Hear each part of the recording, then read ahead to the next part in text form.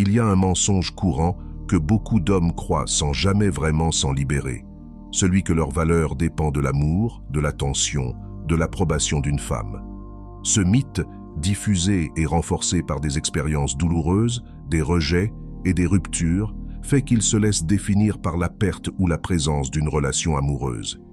Ils pensent que si elle part, leur valeur s'en va avec elle. Mais rien n'est plus faux. Ta valeur, ton essence, ton identité ne meurt pas avec la fin d'un amour. Elle ne disparaît pas parce qu'elle a arrêté de t'aimer.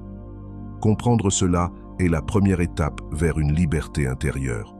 Trop d'hommes, face à une rupture, laissent la voix d'une femme écrire leur histoire, leur estime, leur futur. Ils se jugent à travers son regard, comme si son opinion était le verdict final. Pourtant, cet amour, cette reconnaissance qu'elle t'a donnée, c'était juste une perspective parmi tant d'autres, une vision limitée, partielle. Quand elle s'en va, elle ne prend pas ta valeur avec elle. Ce qu'elle révèle, c'est simplement que tu as lié trop de ta propre valeur à son approbation.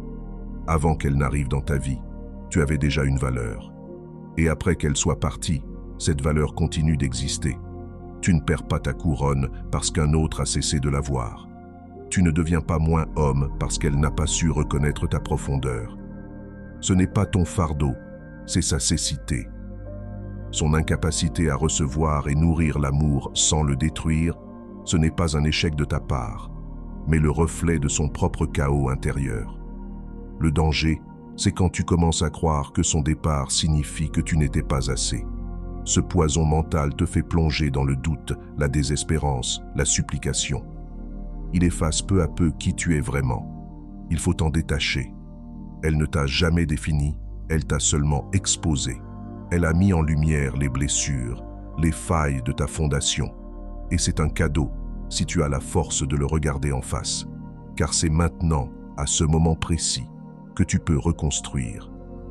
Sans illusion, sans demander la permission à personne. Tu deviens cet homme solide qui ne monte ni ne descend selon les émotions d'autrui. Là réside la vraie puissance. Quand ta valeur est interne, non négociable, ancrée dans un but, pas dans une validation extérieure, tu n'as pas perdu une femme, c'est elle qui a perdu un homme prêt à tout donner. Ce n'est pas ton problème, c'est sa leçon. Ta leçon, c'est de ne plus jamais laisser quiconque te faire douter de ta valeur. Tu n'as jamais été petit. C'est elle qui avait une vision limitée. Mais comment parvenir à ce détachement véritable? Comment faire pour que ce ne soit pas juste un jeu d'apparence, une façade fragile? C'est là qu'entre en jeu la maîtrise émotionnelle. Dans toute dynamique humaine, celui qui garde le contrôle de ses émotions tient la barre. La colère, la douleur, la frustration, si elles sont exprimées à chaud, sont des cadeaux offerts à l'autre. Chaque réaction, chaque plainte, chaque message impulsif, c'est un transfert de ton pouvoir. Le stoïcisme, souvent mal compris, ne signifie pas être insensible ou indifférent. C'est être calme, imperturbable, concentré quand tout autour semble s'effondrer. Ne crie pas, ne supplie pas, ne fais pas le spectacle. Sois maître de toi-même et deviens intouchable.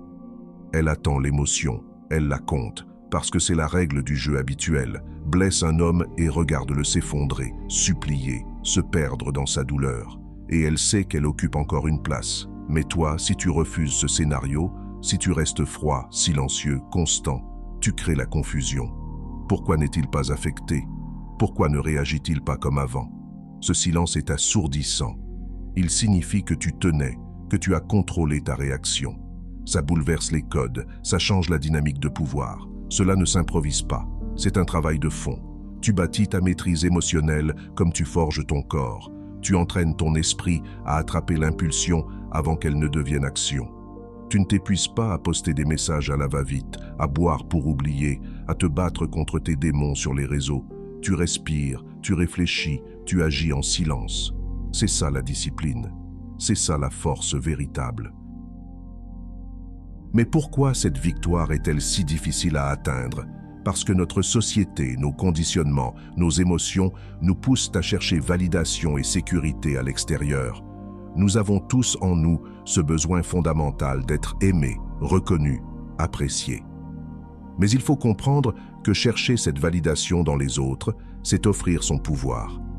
Lorsque tu donnes ce pouvoir aux autres, tu deviens dépendant de leurs humeurs, de leurs choix, de leurs opinions. Ta stabilité émotionnelle est alors un château de cartes. Il suffit d'une rupture, d'un rejet, d'une absence pour tout faire s'écrouler. C'est là que la maîtrise émotionnelle devient une arme essentielle. Elle ne consiste pas à réprimer ses émotions, mais à ne pas leur permettre de te contrôler. C'est savoir ressentir sans réagir, savoir observer sans juger, savoir respirer quand tout hurle autour de toi. Apprendre cela, c'est s'armer contre la douleur, le rejet, la trahison. C'est rester maître de son esprit même dans la tempête.